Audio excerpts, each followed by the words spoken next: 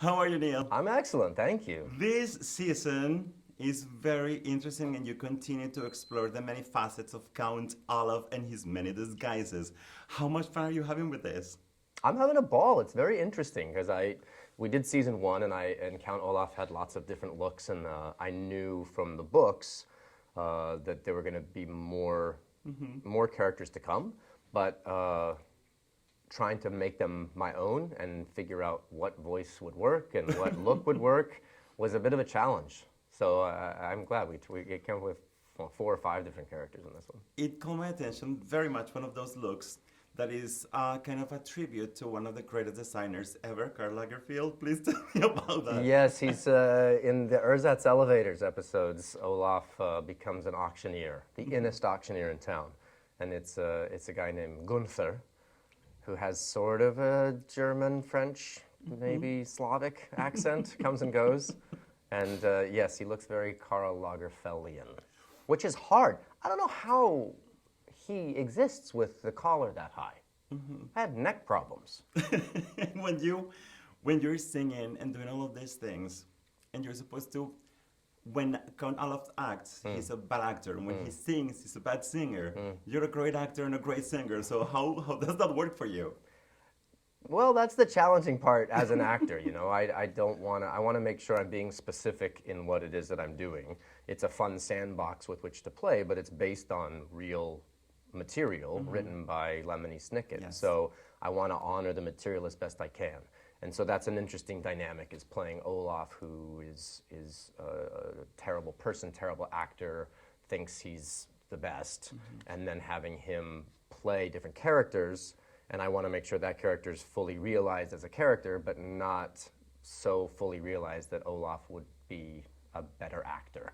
So it's weird. I have to play Gunther as best I can, but every once in a while have it break his character, so he kind of gives himself away now and again. But yeah, that's the strange conceit with our show. But for a performer, I'm sure that is a great gift to be able to do all of that with a character, right? Oh, for sure. It's super fun. It's very meta, because I'm Neil playing Olaf, and as Olaf playing other characters, and kind of hopping back and forth. So I'm living a relatively schizophrenic life. I'm a big fan of the show. Thanks. And the books. Cool. And I see this as a story of resilience, of a family sticking together, even if it's not a formal family, a complete family. And it has a lot of heart. How do you see that aspect of the show? I think that you are an optimist, because I don't think this show is much about resilience or heart. It's really about terrible circumstance after terrible circumstance, trying for resilience, trying to do the right thing, and at every point you're kind of whacked upside the head with more upset and conflict. But then again, I'm the villain, so I'm allowed to think that. Exactly, and obviously the book invites you. The books have that aspect that is, please stop reading, and the series also does that. Stop watching. If you think this is going to end happily, change the channel. Because honestly, it doesn't end happily. But that becomes an invitation for us to continue watching. I mean, the song is "Look Away," but we cannot stop looking. It's a show like a good car crash. You just have to slow down, double back, see all the disaster, the broken glass, body parts, and admire the art in that.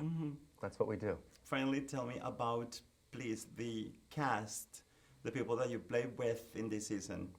We have a great cast. I'm such a fan of working on a Netflix show, because with it comes sort of a pedigree of getting great talent. So we have Lucy Punch has joined the cast as Esme Squalor.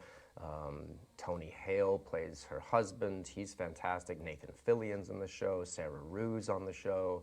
And then we have Louis and Melina, who are Klaus and Violet.